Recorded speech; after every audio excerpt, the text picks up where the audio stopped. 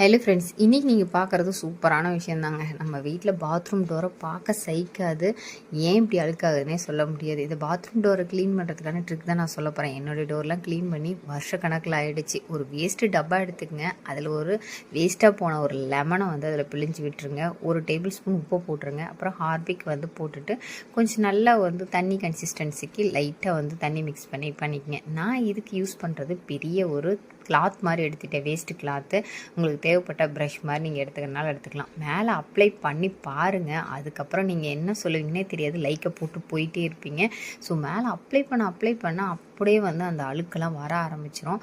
கீழ்ப்பகுதியில் இருக்கிற டோரோட கீழ்ப்பகுதியில் ரொம்ப நாள் ஆன கரை, எனதெல்லாம் ரொம்ப நாள் ஆகிடுச்சு கரை, ஒரு 1 or 2 இயர்ஸே இருக்கும். ஸோ அப்போ வந்து என்ன ஸ்க்ரப்பு மாதிரி லைட்டாக அப்ளை பண்ணிட்டு ஸ்க்ரப்பு மாதிரி போடலாம். இது அப்ளை பண்ண என்ன ஆகும் அப்படின்னா ட்ரை ஆக ஆரம்பிச்சிடும். இது ட்ரை ஆகாமல் இருக்கணும்னு நினச்சிங்கன்னா மேலே ஒரு அப்ளை பண்ணிட்டு இமீடியட்டாக ஒரு பேப்பர் போட்டு அது மேலே அப்ளை பண்ணிங்க அப்படின்னா கொஞ்சம் நேரம் ஸ்டே ஆகும்.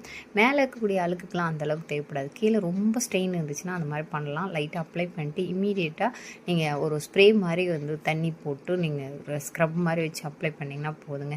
இப்போ மட்டும் பாருங்கள் என்னுடைய டோர் எவ்வளோ க்ளீனாக இருக்க போகுது அப்படின்னு சொல்லிட்டு பார்த்தோன்னே நீங்கள் அசந்துருவீங்க. அந்தளவுக்கு டோர் வந்து க்ளீன் ஆகிடுச்சு.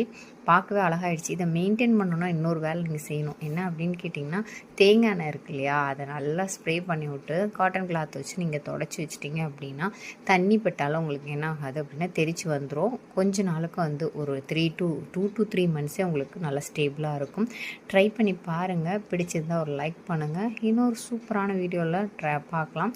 ஒரு 5 minutes ஸ்பெண்ட் பண்ணிங்கன்னா உங்கள் பாத்ரூம் டோரும் சூப்பராக இருக்கும். ட்ரை பண்ணி பார்த்துட்டு எப்படி இருந்தது மறக்காமல் கீழே கமெண்ட் பண்ணுங்கள்.